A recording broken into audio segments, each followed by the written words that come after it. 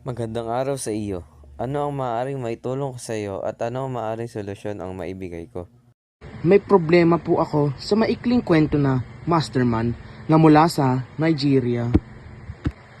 Una po ay, ano-ano ang mga pangyayari, sino-sino ang mga kasangkot sa mga pangyayaring ito? Ang pangunahing tauhan ay si Shadusa at ang kanyang asawa na si Shetu. Ang kwento ay umiikot sa pagiging mayabang ni Shadusa dahil sa kanyang lakas at pag-angkin ng titulong Masterman.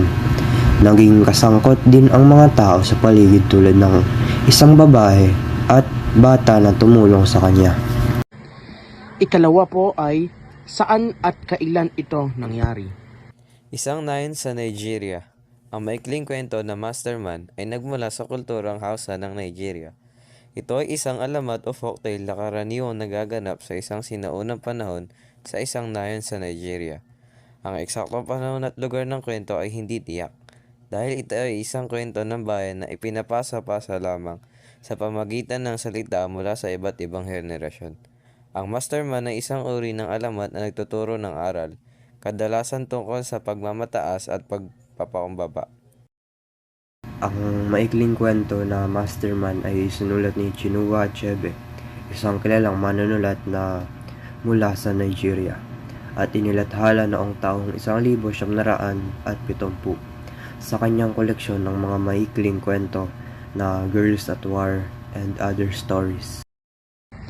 Ikatlo po ay, bakit ito nangyari? Ang kayabangan ni Shadusa ang pangunahing dahilan kung bakit nangyari ang mga pangyayari. Sa simula pa lamang, ipinakita na niya ang labis na tiwala sa kanyang sarili, na nag-udyok sa kanya upang maghanap ng iba pang mas malalakas na tao para hamunin sila. Ang kanyang labis na kumpiyansa ay nagbunsod ng kanyang pakikisalamuha sa mga taong mas malakas kaysa sa kanya. Nasa kalaunan ay nagpatunay na hindi siya ang pinakamalakas. Ang kanyang paniniwala na siya ang masterman ay naging sanhi ng kanyang pagbagsak, dahil hindi niya iniisip na mayroong mas malakas pa sa kanya.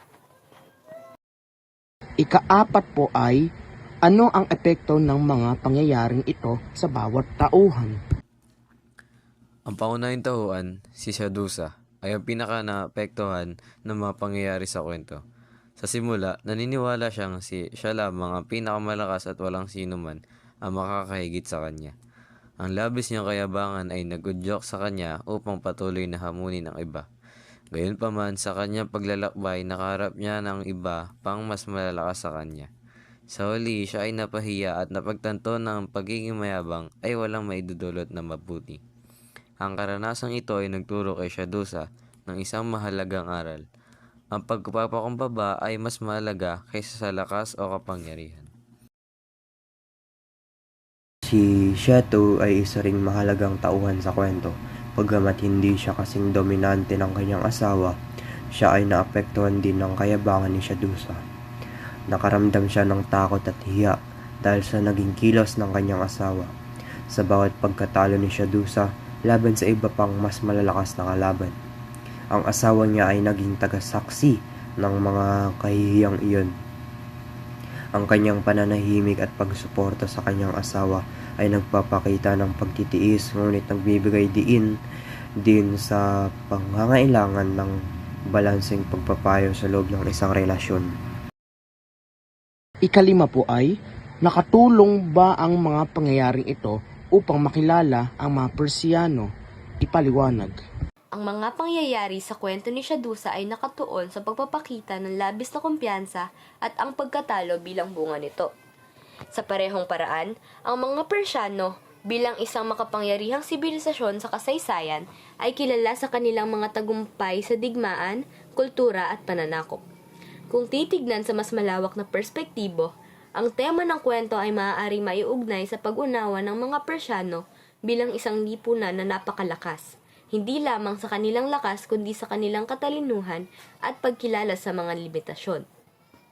Ika-anim naman po ay, anong ang suliranin sa kwento? Ito ba ay maaaring suliranin din sa kasalukuyan? Ang pangunahing suliranin sa maikling kwento, Masterman, mula sa Nigeria ay ang kayabangan ni Shadusa. ang pangunahing tauhan at ang kanyang labis na paniniwala na siya ang pinakamalakas na tao sa mundo. Ang kanyang labis na kumpiyansa sa sarili ay naging dahilan ng kanyang pagkilos upang patunayan ang kanyang lakas, na nauwi sa kanyang kahihiyan at pagkatalo nang makatagpo niya ang mas malakas kaysa sa kanya. Ang kawalan niya ng pagpakumbaba at ang kanyang hangaring mamayani sa iba ang ugat ng lahat ng mga hamon na kanyang hinaharap. Sa kasalukuyan, ang suliranin ng ito ay nananatiling mahalaga at makikita sa maraming aspeto ng lipunan. Ang labis na kayabangan o pride ay isang isyung personal na maaari ding magdulot ng mas malaking problema sa iba at iba pang larangan, tulad ng relasyon ng tao sa pamilya, trabaho o komunidad. Marami ang nagbibigo sa kanilang pamilya hangarin dahil sa kawalan ng pagpapakumbaba na nagiging sanhi ng pagkaputol ng komunikasyon, hindi pagkakaunawaan at kawalan ng paggalang sa iba. Sa huli naman po ay, alin sa mga pangyayari sa napakinggan kwento ang maaaring maituring na suliranin pang daigdig sa kasalukuyan?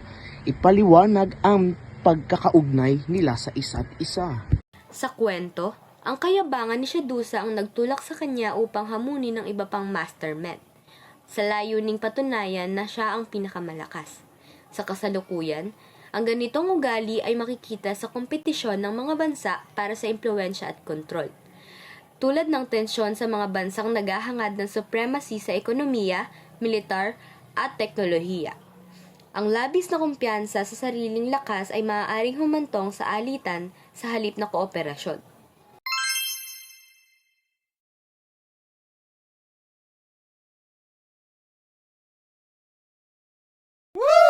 Maraming salamat po sa mga pagtulong at pagresolba ng aking mga problema. Maraming salamat po sa pakikinig. Sana ay may natutunan po kayo.